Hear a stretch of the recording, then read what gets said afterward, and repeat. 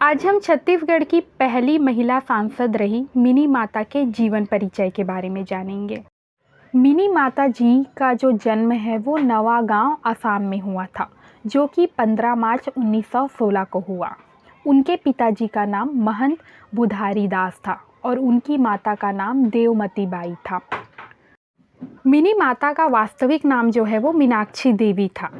और जी छत्तीसगढ़ कैसे पहुंची जब उनका जन्म आसाम में हुआ था, तो आपको बता दें कि मिनी माता जी का संबंध जो है वो छत्तीसगढ़ से ही था, परंतु परिस्थिति ने उनके परिवार को छत्तीसगढ़ से आसाम जो है वो पलायन करा दिया था।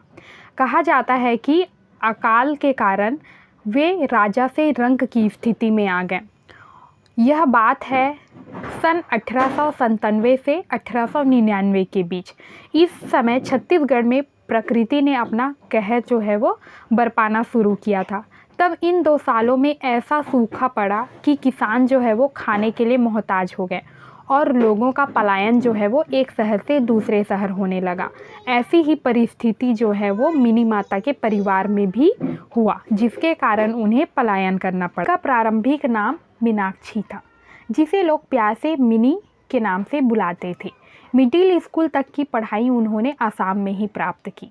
फिर सन 1920 के आते आते देश में स्वराज आंदोलन शुरू हो चुके थे, जिसका अमिट छाप जो है वो मिनी माता में भी देखने को मिला।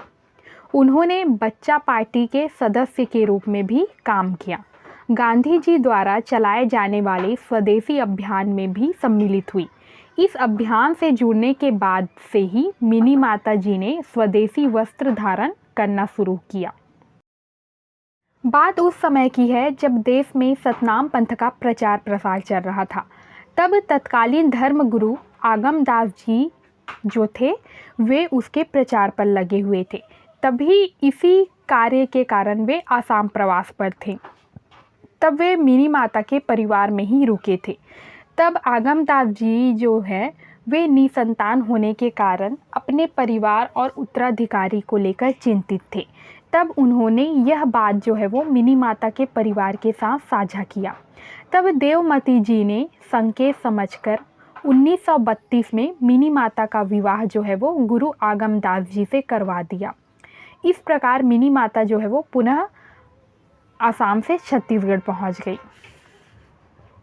गुरु आगमदास जी जो थे वे छत्तीसगढ़ के एक प्रसिद्ध व्यक्ति थे, जिनका सतनाम समाज में काफ़ी प्रभाव था, जिसके कारण उनके घर में तब के स्वतंत्रता सेनानियों का जमावड़ा लगा हुआ रहता था।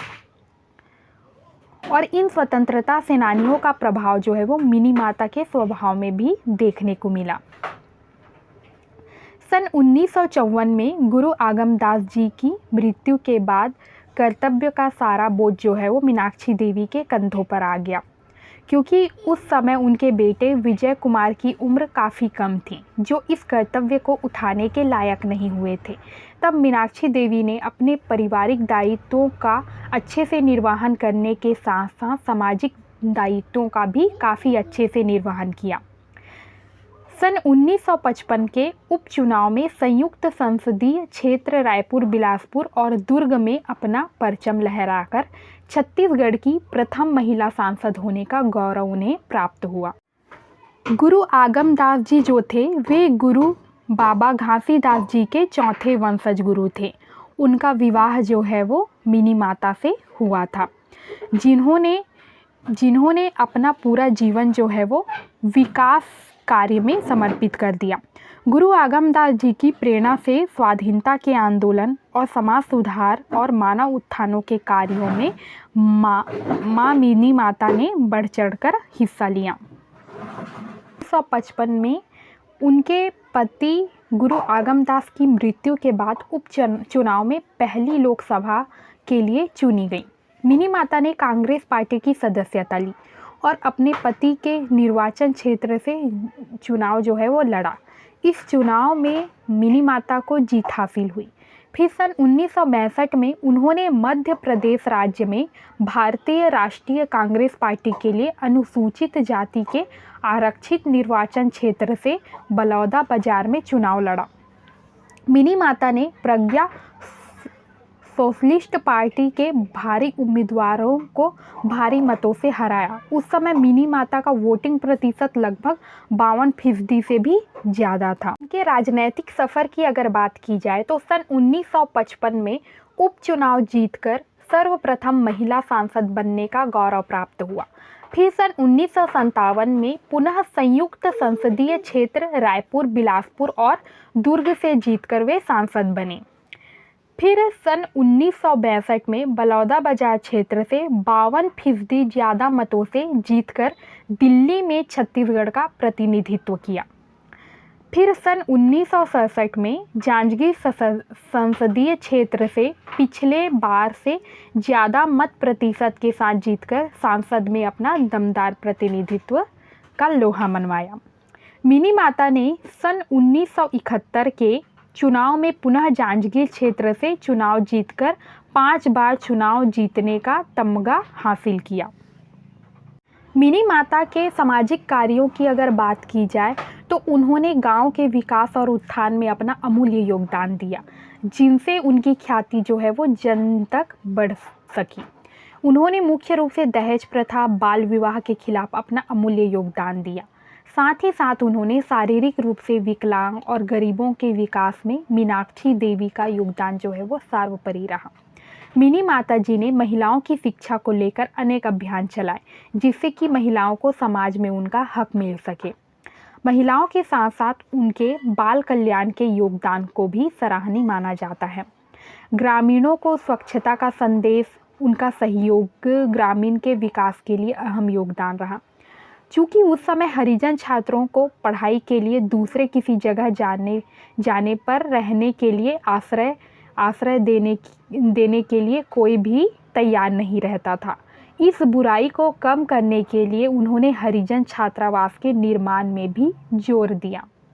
मिनी माता जी द्वारा किए गए सामाजिक उत्थान के काम और उनके ममतामयी स्वभाव के कारण ही छत्तीसगढ़ राज्य बनने के बाद महिला एवं बाल विकास विभाग द्वारा छत्तीसगढ़ में महिला कल्याण के लिए काम करने वाली महिलाओं या समूहों को हर साल मिनी माता सम्मान से नवाजा जाता है।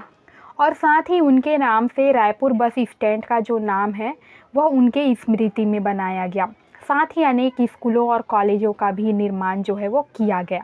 साथ ही हसदेव बांगो परियोजना का नाम भी मिनी माता बांगो परियोजना रखा गया।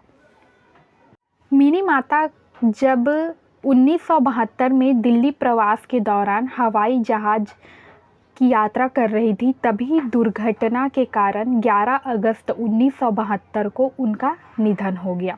यह क्षति जो है वो छत्तीसगढ़ के लिए सबसे अधिक पीड़ा प्रदान करने वाली थी। सतनामी समाज की गुरु माता की समाधि जो है वो रायपुर बिलासपुर हाईवे में स्थित सिमगा से 3 किलोमीटर की दूरी में बसे खड़ुआपुरी नामक गांव में गुरु आगमदास जी के समाधि के पास ही मिनी माता जी की भी समाधि बनाई गई है। यह स्थली जो है वो सतनामी समाज के लिए एक सामाजिक महत्व देने वाला स्थान है। मिनी माता को भारतीय राष्ट्रीय कांग्रेस पार्टी की एक भारतीय राजनीतिज्ञ माना जाता था। मिनी माता को छत्तीसगढ़ की पहली महिला सांसद होने का गौरव प्राप्त था। साथ ही दूसरी, तीसरी, चौथी और 5वीं लोकसभा में भी संसद सदस्य के रूप में उन्हें जगह मिली थी। साथ ही उन्होंने पढ़ाई, बुनाई, कढ़ाई, खाना पकाने और बागवानी का शौक़ जो था उनमें था, जो कि सामाजिक और राजनैतिक मामलों पर बहस और चर्चा के रूप में उनके शौक़ सूचीबद्ध थे।